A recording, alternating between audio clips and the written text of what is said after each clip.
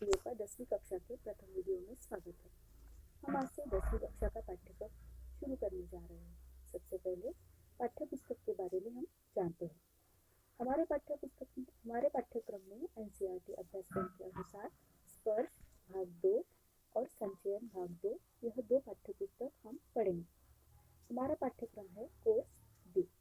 अब जो पहली पाठ्य पुस्तक है हमारी स्पर्श भाग 2, इसमें दो खंड विभाजित है। एक है पद्य खंड जिसमें विविध रचनाकारों की कविताएं भी दी हुई है और दूसरा है गद्य खंड जिसमें पाठों का समावेश है। अब जो दूसरी जो हमारी बुक है संचयन, इसमें कहानी, आत्मकथा, उपन्यास के कुछ अंश दिए गए हैं। संचयन को पूरक पाठ्य पुस्तक भी कहा जाता है। तो आज हम हमारी जो स्पर्श पाठ्य पुस्तक है उसमें से जो गद्य खंड है, इसमें जो पहला पाठ है बड़े भाई साहब, इस पाठ का हम वाचन करेंगे। तो आइए पाठ वाचन शुरू करते हैं। सबसे पहले हम लेखक का परिचय करेंगे। इसके लेखक है मुंशी प्रेमचंद, जो हिंदी साहित्य के एक महान लेखक के तौर पर जाने जाते हैं।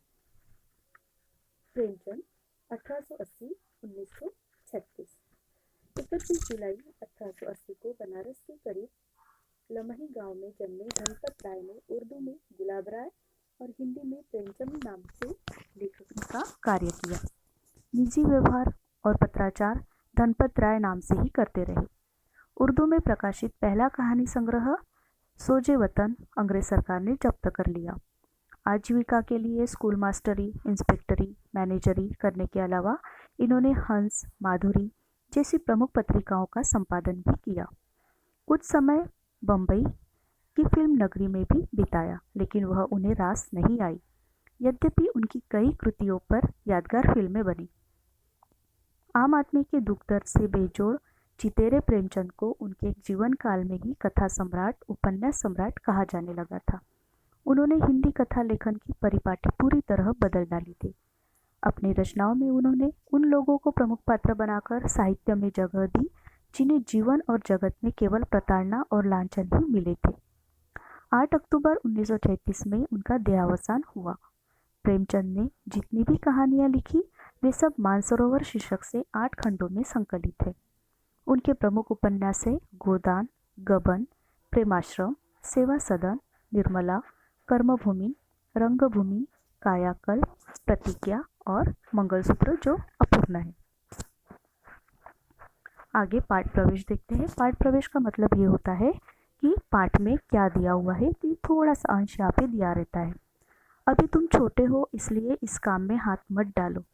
यह सुनते ही कई बार बच्चों के मन में आता है कि काश हम बड़े होते तो कोई हमें यूं न टोकता। लेकिन इस भुलावे में न रहिएगा, क्योंकि बड़े होने के कुछ भी करने का अधिकार नहीं मिल जाता। घर के बड़े को कई बार उन कामों में शामिल होने से भी अपने को रोकना पड़ता है जो उसी उम्र के और लड़के बेधड़क करते रहते हैं।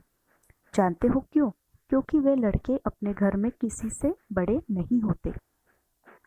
बड़े भाई साहब जो पाठ है, प्रस्तुत पाठ जो है, उसमें भी एक बड़े भाई साहब है जो है तो छोटे ही, लेकिन घर में उनसे छोटा एक भाई और है। उससे उम्र में केवल कुछ साल बड़ा होने के कारण उनसे बड़ी बड़ी अपेक्षाएं की जाती है।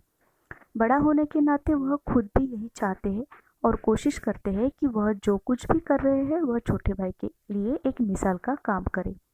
इस आदर्श स्थिति को बनाए रखने के फेर में बड़े भाई साहब का बचपना तिरोहित हो जाता है।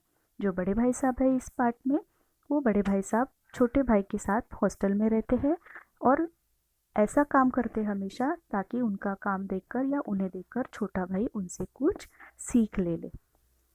तो सबसे पहले पाठ वाचन शुरू करते हैं। टाइटल है, शीर्षक है बड़े भाई साहब। मेरे भाई साहब मुझसे 5 साल बड़े हैं।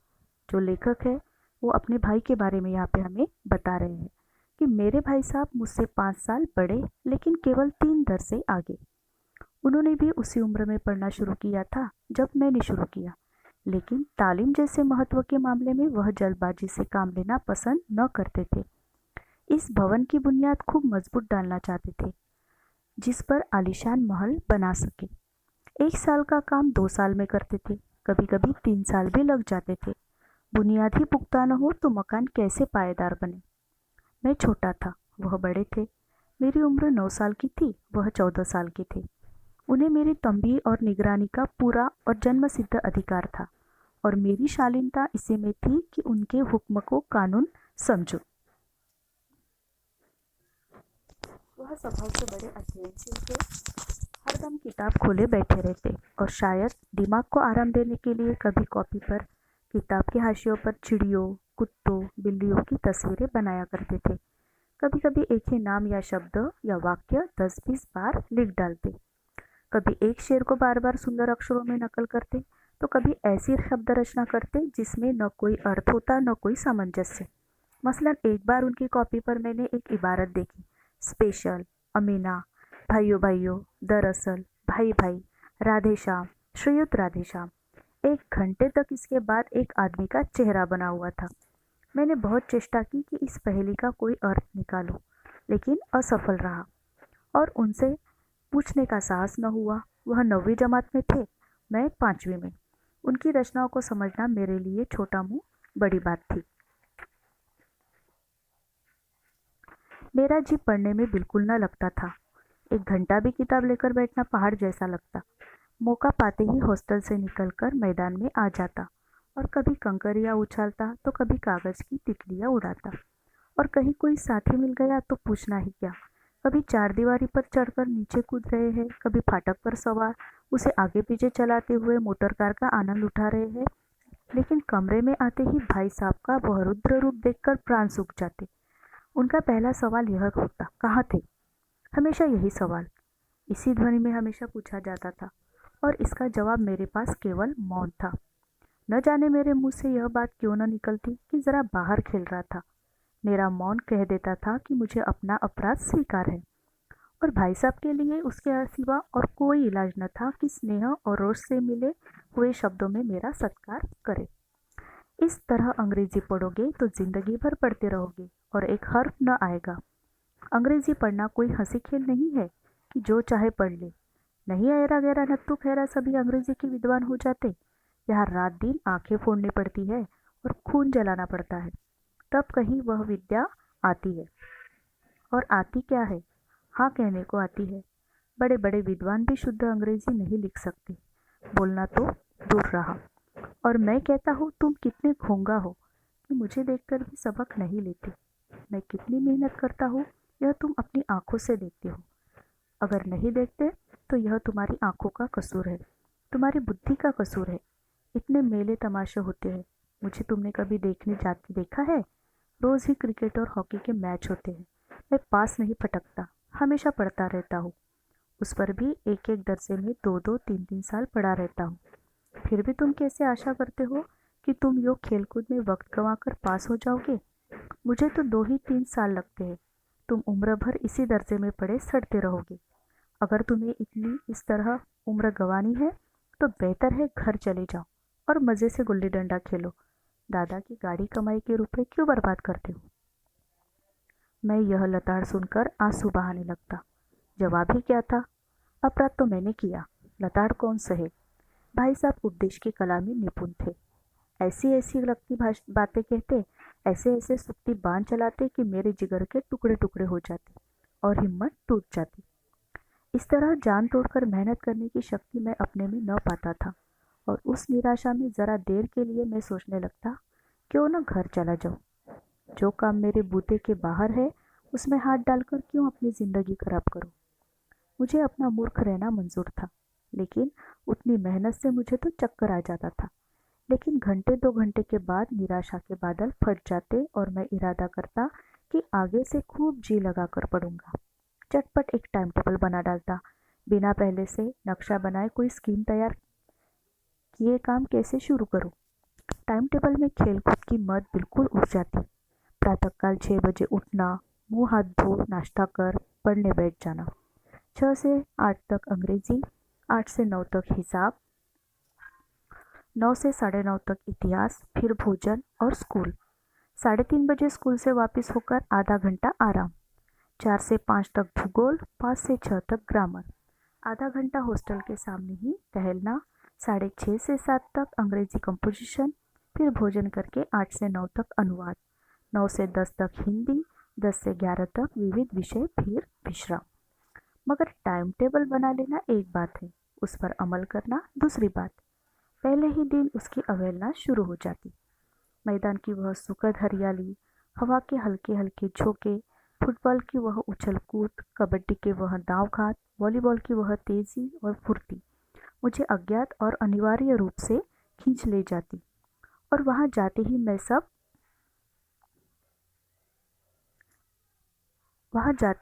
सब कुछ भूल जाता। वह जानलेवा टाइम टेबल, वह आँख फोड़ पुस्तकें, किसी की याद न रहती और भाई साहब को नसीहत और फजीयत का अवसर मिल जाता। मैं उनके साये से भागता, उनकी आंखों से दूर रहने की चेष्टा करता।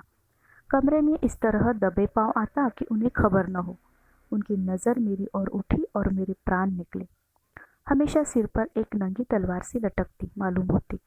फिर भी जैसे मौत और विपत्ति के बीच आदमी मोह और माया के बंधन में जकड़ा रहता है, मैं फटकार और घुड़कियां खाकर भी खेलकूद का तिरस्कार न कर सकता था। दूसरा भाग देखिए इसमें। सालाना इम्तिहान हुआ। भाई साहब फेल हो गए, मैं पास हो गया और दर्जे में प्रथम आया। मेरे और उनके बीच में केवल 2 साल का अंतर रह गया। जी मैं आया भाई साहब को आड़े हाथों लो। आपकी वह घोर तपस्या कहाँ गई? मुझे देखिए, मजे से खेलता भी रहा और दर्जे में अव्वल भी हूँ। लेकिन वह इतने दुखी और उदास थे कि मुझे उनसे ही दिली हमदर्दी हुई और उनके घाव पर नमक छिड़कने का विचार ही लज्जास्पद जान पड़ा। हाँ, अब मुझे अपने ऊपर कुछ अभिमान हुआ और आत्मसम्मान भी बढ़ा। भाई साहब का वह रौब मुझ पर न रहा। आज़ादी से खेलकूद में शरीक होने लगा। दिल मजबूत था। अगर उन्होंने फिर मेरी फजीयत की तो साफ कह दूंगा, आपने अपना खून जलाकर कौन सा तीर मार लिया? मैं तो खेलते कूदते दर्जे में अव्वल आ गया। जबान से यह हिकड़ी जताने का साहस न होने पर भी मेरे रंग ढंग से साफ जाहिर होता था कि भाई साहब का वह आतंक मुझ पर नहीं था। भाई साहब ने इसे भांप लिया। उनकी सहज बुद्धि बड़ी तीव्र थी और एक दिन जब मैं भोर का सारा समय गुल्ली डंडे की भेंट करके ठीक भोजन के समय लौटा तो भाई साहब ने मानो तलवार खींच ली और मुझ पर टूट पड़े। देखता हूँ इस साल पास हो गए और दर्जे में अव्वल आ गए तो तुम्हें दिमाग हो गया है। मगर भाईजान, घमंड तो बड़े बड़े का ही नहीं रहा। तुम्हारी क्या हस्ती है? इतिहास में रावण का हाल तो पढ़ा ही होगा। उसके चरित्र से तुमने कौन सा उपदेश लिया? या यूं ही पढ़ गए? महज इम्तिहान पास कर लेना कोई चीज़ नहीं, असल चीज़ है बुद्धि का विकास। जो कुछ पढ़ो उसका अभिप्राय समझो। रावण भूमंडल का स्वामी था। ऐसे राजाओं को चक्रवर्ती कहते हैं। आजकल अंग्रेजों के राज्य का विस्तार बहुत बड़ा हुआ है, पर इन्हें चक्रवर्ती नहीं कह सकते। संसार में अनेक राष्ट्र अंग्रेजों का आधिपत्य स्वीकार नहीं करते, बिल्कुल स्वाधीन है। रावण चक्रवर्ती राजा था। संसार के सभी महित उसे कर देते थे। बड़े बड़े देवता उसकी गुलामी करते थे। आग और पानी के देवता भी उसके दास थे। मगर उसका अंत क्या हुआ? घमंड ने उसका नामो निशान तक मिटा दिया। कोई उसे एक चुल्लू पानी देने के वाला भी न बचा। आदमी और जो कुकर्म चाहे करे, पर अभिमान न करे, इतराए नहीं। अभिमान किया और दीन दुनिया दोनों से गया। शैतान का हाल भी पड़ा ही होगा। उसे यह अभिमान हुआ था कि ईश्वर का उससे बढ़कर सच्चा भक्त तो कोई नहीं है। अंत में यह हुआ कि स्वर्ग से नरक में ढकेल दिया गया। शाहरुन ने भी एक बार अहंकार किया था, भीख मांग मांग कर मर गया। तुमने तो अभी केवल एक दर्जा पास किया है और अभी से तुम्हारा सिर फिर गया। तब तो तुम आगे बढ़ चुके। यह समझ लो कि तुम अपनी मेहनत से नहीं पास हुए। अंधे के हाथ बटेर लग गई। मगर बटेर केवल एक बार हाथ लग सकती है, बार बार नहीं लग सकती। कभी कभी गुल्ली डंडे में भी अंधा चोट निशाना पड़ जाता है। इससे कोई सफल खिलाड़ी नहीं हो जाता। सफल खिलाड़ी वह है जिसका कोई निशाना खाली न जाए। मेरे फेल होने पर मत जाओ। मेरे दर्जे में आओगे तो दांतों पसीना आ जाएगा। जब अलजबरा और ज्योमेट्री के लोहे के चने चबाने पड़ेंगे और इंग्लिश दान का इतिहास पढ़ना पड़ेगा। बादशाहों के नाम याद रखना आसान नहीं। 8 हेनरी हो गुजरे हैं। कौन सा कांड किस हेनरी ने किस समय क्या हुआ, क्या यह याद कर लेना आसान समझते हो? हेनरी 7वें की जगह हेनरी 8वां लिख लिया तो सब नंबर गायब, सफाचट। सिफर भी न मिलेगा। सिफर भी हो किस ख्याल में, दर्जनों तो जेम्स हुए हैं, दर्जनों विलियम, कोड़ियों चार्ल्स। दिमाग चक्कर खाने लगता है, आंधी रोग हो जाता है। इन अभागों को नाम भी न जुड़ते थे, एक ही नाम के पीछे दोयम सोयम चारुम पंचुम लगाते चले गए। मुझसे पूछते तो 10 साल 10 लाख नाम बता देता। और ज्योमेट्री तो बस खुदा ही पनाह। अ ब ज की जगह अ ज ब लिख दिया और सारे नंबर कट गए। कोई इन निर्दयी मुमतहीनों से नहीं पूछता कि आखिर अबज और अजब में क्या फर्क है, और व्यर्थ की बात के लिए क्यों छात्रों का खून करते हो। दाल भात रोटी खाई या भात दाल रोटी, इसमें क्या रखा है। मगर इन परीक्षकों को क्या परवाह, वह तो वही देखते हैं जो पुस्तक में लिखा है। चाहते हैं कि लड़के अक्षर अक्षर रट डाले, और इसी रटन का नाम शिक्षा रख छोड़ा है। और आखिर इन बेसिर पैर की बातों के पढ़ने से फायदा क्या। इस रेखा पर वह लंब गिरा दो तो आधार लंब से दुगना होगा। पूछिए इससे प्रयोजन दुगना नहीं चौगुना हो जाए या आधा ही रहे मेरी बला से, लेकिन परीक्षा में पास होना है तो यह सब खुराफत याद करनी पड़ेगी। कह दिया समय की पाबंदी पर एक निबंध लिखो जो 4 पन्नों से कम न हो। अब आप कॉपी सामने खोले, कलम हाथ में लिए उसके नाम को रोइए। कौन नहीं जानता कि समय की पाबंदी बहुत अच्छी बात है, इससे आदमी के जीवन में संयम आ जाता है, दूसरों का उस पर स्नेह होने लगता है और उसके कारोबार में उन्नति होती है। लेकिन इस जरा सी बात पर 4 पन्ने कैसे लिखे। जो बात एक वाक्य में कही जा सके उसे 4 पन्नों में लिखने की जरूरत। मैं तो इसे हिमाकत कहता हूँ। यह तो समय की किफायत नहीं बल्कि उसका दुरुपयोग की है। व्यर्थ में किसी बात को ठूस दिया जाए। हम चाहते हैं आदमी को जो कुछ कहना है जो कुछ कहना हो चटपट कह दे और अपनी राह ले, मगर नहीं, आपको 4 पन्ने रंगने पड़ेंगे चाहे जैसे लिखिए, और पन्ने भी पूरे फूस के आकार के। यह छात्रों पर अत्याचार नहीं तो और क्या है। अनर्थ तो यह है कि कहा जाता है संक्षेप में लिखो। समय की पाबंदी पर संक्षेप में एक निबंध लिखो जो 4 पन्नों से कम न हो। ठीक, संक्षेप में तो 4 पन्ने हुए, नहीं शायद 100-200 पन्ने लिखवाते। तेज भी दौड़िए और धीरे धीरे भी। है उल्टी बात, है या नहीं। बालक भी इतनी सी बात समझ सकता है, लेकिन इन अध्यापकों को इतनी तमीज भी नहीं। उस पर दावा है कि हम अध्यापक हैं। मेरे दर्जे में आओगे लाला तो ये सारे पापड़ बेलने पड़ेंगे, और तब आटे दाल का भाव मालूम होगा। इस दर्जे में अव्वल आ गए हो तो जमीन पर पाँव नहीं रखते, इसलिए मेरा कहना मानिए। लाख फेल हो गया हो लेकिन तुमसे बड़ा हो। संसार का मुझे तुमसे कहीं ज्यादा अनुभव है। जो कुछ कहता हूँ उसे गिरह बांधिए, नहीं पछताइएगा।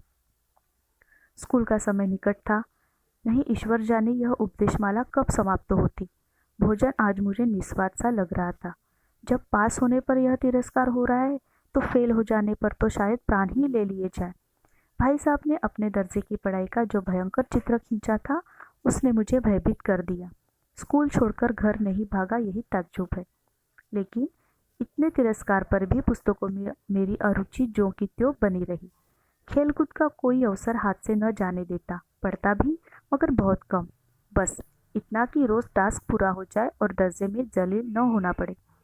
अपने ऊपर जो विश्वास पैदा हुआ था वह फिर लुप्त हो गया और फिर चोरों का सा जीवन कटने लगा। फिर सालाना इम्तिहान हुआ और कुछ ऐसा संयोग हुआ कि मैं फिर पास हुआ और भाई साहब फिर से फेल हो गए। मैंने बहुत मेहनत नहीं की पर न जाने कैसे दर्जे में अव्वल आ गया। मुझे खुद अचरज हुआ। भाई साहब ने प्राणांतक परिश्रम किया, कोर्स का एक एक शब्द चाट गए थे। 10 बजे रात तक इधर, 4 बजे भोर से उधर, 6 से 9:30 तक स्कूल जाने से पहले मुद्रा कांतिहीन हो गई, मगर बेचारे फेल हो गए। मुझे उन पर दया आती थी। नतीजा सुनाया गया तो वह रो पड़े और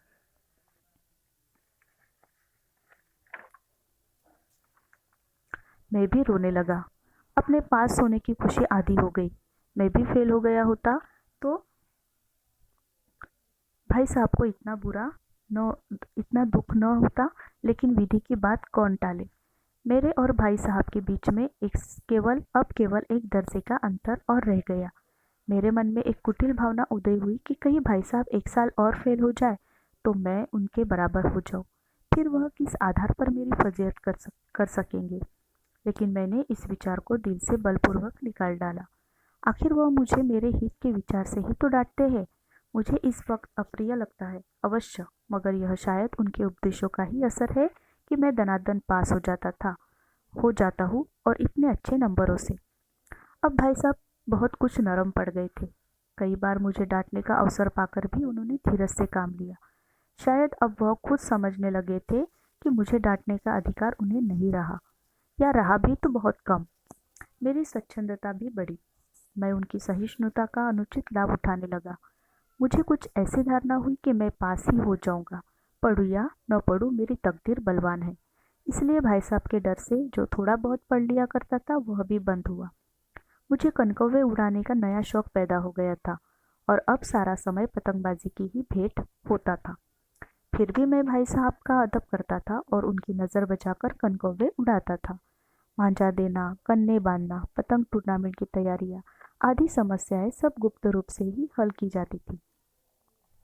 मैं भाई साहब को यह संदेह न कर देना चाहता था कि उनका सम्मान और लिहाज मेरी नज़रों में कम हो गया है। एक दिन संध्या समय हॉस्टल से दूर में एक कनकौवा लुटने बेतहाशा दौड़ा जा रहा था। आंखें आसमान की ओर थी और मन उस आकाशगामी पथिक की ओर जो मंद गति से झूमता पतन की ओर चला आ रहा था। मानो कोई आत्मा स्वर्ग से निकलकर विरक्त मन से नए संस्कार ग्रहण करने जा रही हो। बालकों की पूरी सेना लगे और झाड़दार बांस लिए इसका स्वागत करने को दौड़ी आ रही थी। किसी को अपने आगे पीछे की खबर न थी। सभी मानो उस पतंग के साथ ही आकाश में उड़ रहे थे। जब जहाँ सब कुछ समतल है, न मोटर कारें हैं, न ट्राम, न गाड़ियाँ।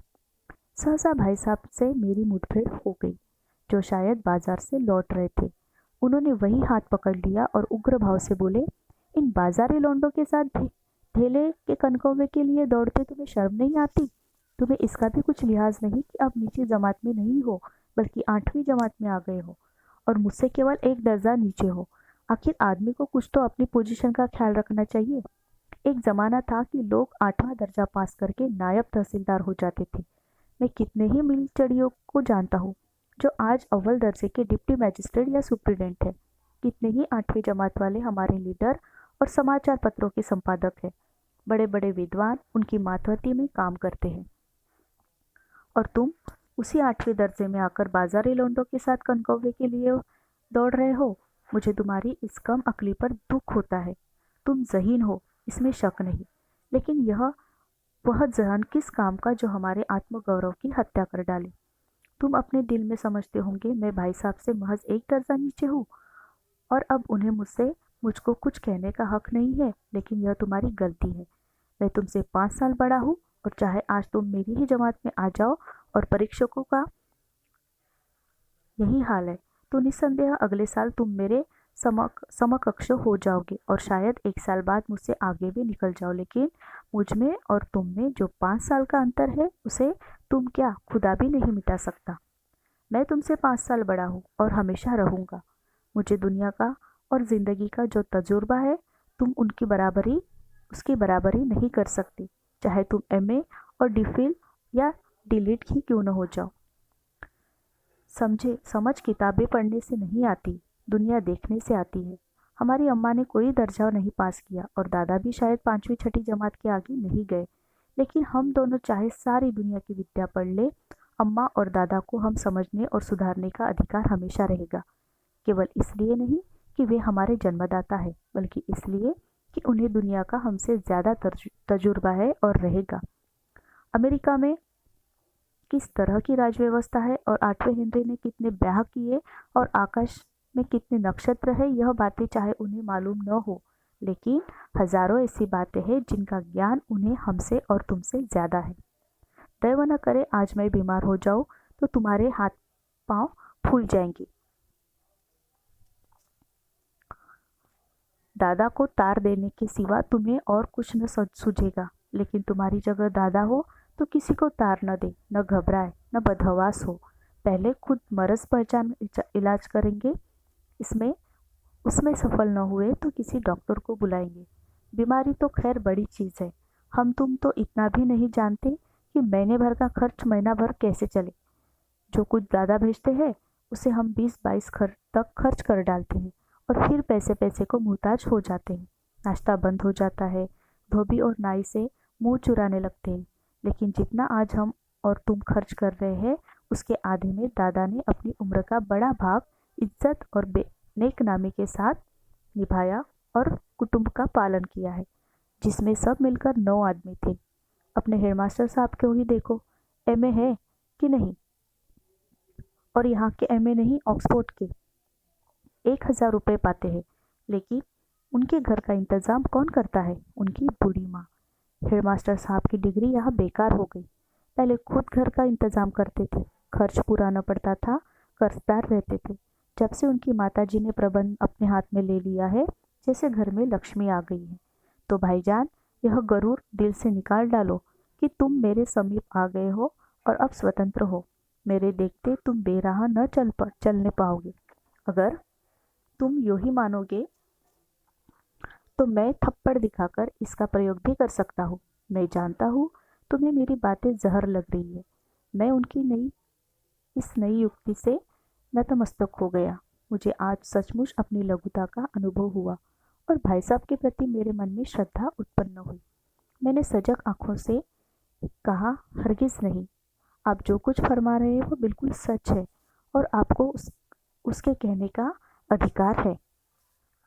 भाई साहब ने मुझे गले से लगा लिया और बोले, मैं कनकव्वे उड़ाने को मना नहीं करता।